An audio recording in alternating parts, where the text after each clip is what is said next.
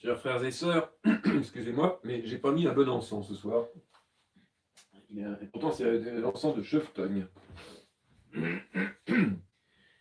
Alors, je vais vous parler de Saint Nil de la Sora, qui est un grand saint russe, qui quelque part avait des idées qui ressemblaient un peu à celles de Saint François d'Assise. Il a été, à un moment donné, l'objet d'une polémique au XVIe siècle, XVe, XVIe siècle, à cheval, et entre les tenants de monastères puissants, communautaires et riches, et lui plutôt tenant de l'ascétisme et de regroupement de moines avec une règle de vie de prière dans la pauvreté. Alors je vais vous lire quelques éléments de sa biographie et un texte de lui.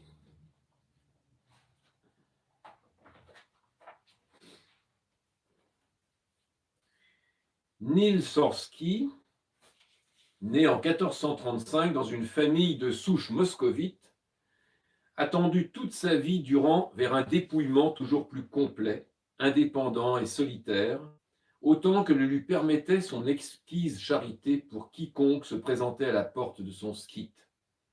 Le skite, c'est un petit rassemblement d'ermites.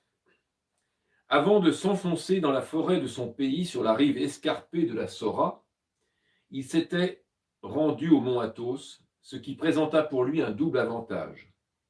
D'abord, celui de nourrir et développer son idéal monastique aux meilleures sources de la tradition chrétienne, presque inabordable dans la Russie de son temps. Antoine le Grand, Basile, Éphrem, Macaire d'Égypte, Isaac le Syrien, Jean Climac, Maxime le Confesseur, Siméon le Nouveau Théologien, etc. Donc des mystiques, des starets et des propagateurs et de l'hésychasme et de la prière continue. L'autre avantage, c'était d'éviter la contamination du jeune nationalisme russe et par conséquent de se maintenir dans une optique très purement universaliste. Sa célèbre profession de foi mérite d'être citée comme le document le plus important de la littérature monastique russe. Elle rejoint dans sa brièveté et sa densité, sa dense sobriété, les textes les plus connus de l'Orient et de l'Occident chrétien. C'est lui qui parle. J'ai vu venir à moi, y dit-il notamment, de nombreux frères que je respecte. Ils voulaient rester avec moi, mais je ne suis qu'un homme faible et pécheur, et je les ai éconduits. Mais ils ne se sont pas lassés et sont revenus jusqu'à m'importuner. Alors j'ai reconnu que c'était la volonté de Dieu. J'ai compris que tous ceux qui viennent ainsi sont dignes de recevoir les enseignements des saints-pères et d'accueillir les commandements de Dieu pour vivre selon ses commandements et ses enseignements. Après ce préambule, saint Nil énonçait des principes et des directives qui pouvaient guider ses émules dans l'ordre angélique, c'est-à-dire sa règle. Il exhortait ses moines, à la fin d'une sorte de testament spirituel, de jeter son corps de pécheur aux bêtes et aux rapaces parce qu'il ne méritait même pas de sépulture. Saint Nil déconseillait nettement aux moines de posséder de grands domaines, ou des paysans, ou de construire de belles basiliques. Cependant, les petites communautés qui se réclamèrent de son esprit, de son vivant, et après sa mort, restèrent très minoritaires et subirent toutes sortes d'avanies et d'accusations de la part des disciples d'un autre starets, un autre saint, Joseph de Volotsk, ce promoteur d'un cléricalisme ambitieux. Les nombreux partisans de Joseph participaient de toute leur énergie au développement politique, économique et social de l'État moscovite, attirant richesse et protection des grands, intriguant et organisant pour la plus grande gloire de Dieu. Ils connurent le succès, exercèrent une grande influence, partagèrent même au XVIIe siècle le pouvoir réel avec les tsars pour aboutir au déboire que l'on sait sous Pierre Ier et ses successeurs. À la lumière de ce développement du monachisme et de ses avatars, la voie enseignée par le saint starets Nil, celle du dépouillement et de l'effacement absolu, apparaît bien en réalité comme la voie royale et sûre. Il faudrait attendre 2 siècles pour qu'elle retrouve auprès des moines et du peuple un prestige que plus rien ne pourra entamer.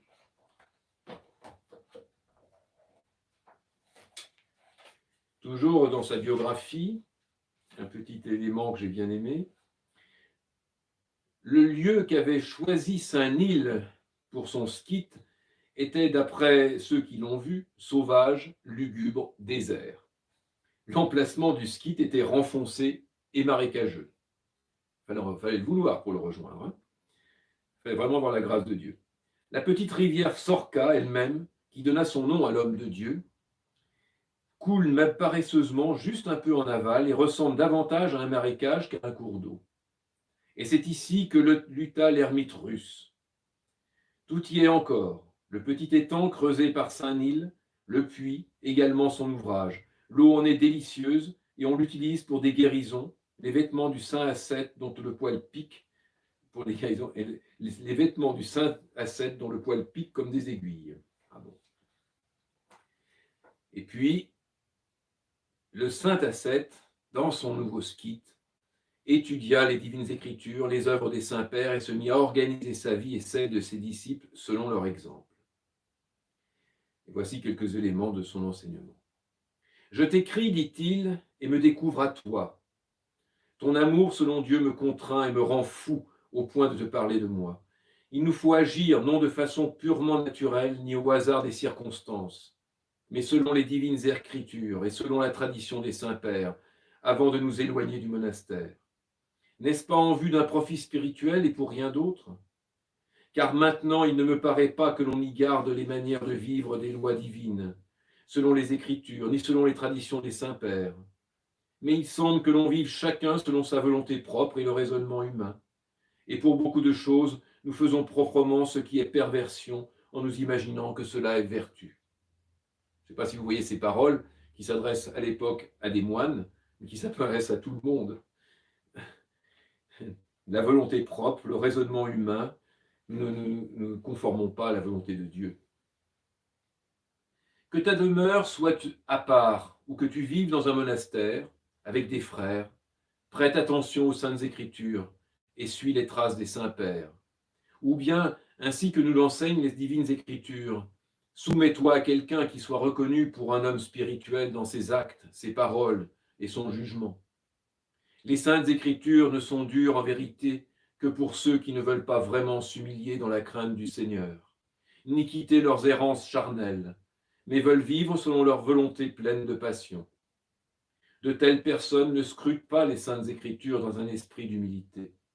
Et certaines d'entre elles ne veulent même pas entendre maintenant ce que signifie vivre selon les saintes écritures, comme si elles disaient « Elles ne sont pas écrites pour nous, il n'y a pas de sujet de les garder à notre époque. » Mais pour celui qui les accomplit en vérité, les paroles du Seigneur sont pures, et autrefois, et maintenant, et pour les siècles, comme l'argent massif, natif, 7 fois épuré, et ses commandements sont lumineux. Il les désire plus que l'or et que la pierre précieuse. Ils sont doux plus que le miel et qu'un rayon de miel. Ça s'adresse à nous. Les saintes écritures sont à lire et relire et les lire dans un esprit d'humilité. Et tant qu'on n'en est pas attiré par elles, on est dans le monde. Le lieu que... oui. Pour ce qui est de la conduite extérieure de l'activité du monastère, Saint-Nil prescrit un complet détachement et la simplicité en tout. Il dit de se procurer ce qui est indispensable à la vie, uniquement par le travail des mains, répétant les paroles des apôtres, que celui qui ne veut pas travailler ne mange pas. L'aumône du moine, c'est le secours d'une bonne parole donnée à un frère dans le besoin. Le consoler dans l'affliction par une pensée spirituelle. L'aumône spirituelle est d'autant supérieure à l'aumône matérielle que l'âme est supérieure au corps. S'il survient un pèlerin, offrons-lui la paix comme nous le pouvons, et s'il demande du pain, donnons-lui le lui, et laissons-le aller, dit Saint-Nil.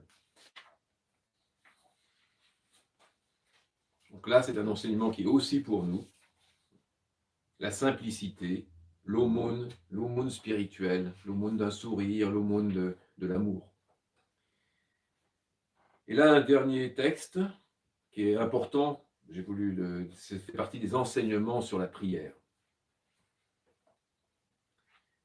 Le combat le meilleur et le plus chargé d'espérance peut être celui qui tranche la pensée, la suggestion dès le début et garde la prière ininterrompue. Car celui qui s'oppose à la première pensée, vous savez, c'est les pensées qui sont hors de Dieu quand on se met en prière, c'est-à-dire à la suggestion, celui-là arrête pour ainsi dire toute prolongation de son action. Aussi faut-il de toutes ses forces se dégager de ces pensées qui feignent d'être droites, pour regarder constamment et sans obstacle au fond du cœur, et s'écrier « Seigneur Jésus-Christ, Fils de Dieu, aie pitié de moi ». En prononçant parfois toute cette prière, parfois la moitié, « Seigneur Jésus-Christ, aie pitié de moi », ou bien « Fils de Dieu, aie pitié de moi », comme cela conviendra le mieux aux débutants, enseigne saint Grégoire le Sinaïte. Au reste, il ne faut pas trop souvent changer les mots de la prière. Après la prononciation des mots « Seigneur Jésus-Christ, Fils de Dieu, aie pitié de moi », les pères joignent encore ce mot de « pécheur ». Et cela est agréable au Seigneur Dieu. Et pour nous, pécheurs, cela convient particulièrement. Lance cette invocation assidûment, que tu sois debout, que tu sois assis ou couché. Lance cette invocation, renfermant ton esprit dans le cœur. Et pour la liberté intérieure, retiens autant que possible le souffle lui-même, de manière à ne pas respirer trop rapidement, comme l'enseigne saint Siméon, le nouveau théologien. Et Grégoire le Sinaïte dit « Appelle le Seigneur Jésus de tout ton cœur, patiemment, avec constance, persévérance, éloignant toute pensée. » Combien il est utile pour la concentration de l'esprit dans la prière de retenir son souffle et de ne pas respirer rapidement. L'expérience elle-même en témoignera bientôt, disent les pères. Si tu ne peux prier dans le silence du cœur et sans penser, et si tu vois que celle-ci prolifère dans ton esprit, alors ne perds pas courage pour cela, et sans y avoir égard, maintiens-toi dans la prière. C'est un bel enseignement sur la prière de Jésus, qui montre à ceux qui en sont capables la manière de prier avec la plus grande concentration sur les mots et sur l'intention de la prière. Et puis si l'on n'est pas capable, avec cette résistance même dans le souffle, qui est une manière d'aider à la concentration, eh bien on fait la prière malgré tout. Tant pis pour les pensées qui passent. Voilà. Amen, amen, amen. Que Dieu vous bénisse. Passez une bonne nuit, une belle nuit, une sainte nuit, avec des rêves, j'espère, merveilleux et inspirés. Et à bientôt pour ceux qui nous rejoindront demain matin à 7h50.